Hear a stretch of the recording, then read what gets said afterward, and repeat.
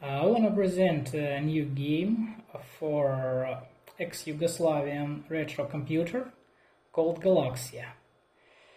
This is a 2048 game.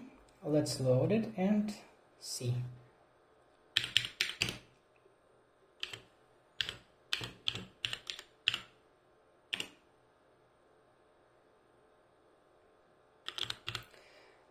My Galaksija equipped with internal EEPROM that contains all software, so we don't need to load it from tape, we load it from EEPROM. Let's start. Enter. Game controlled by cursor keys.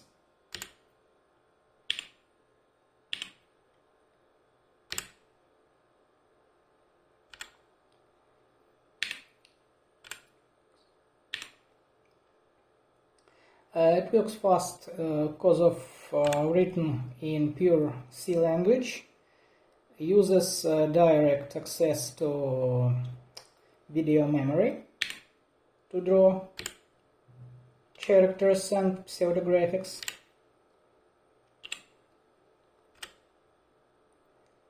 So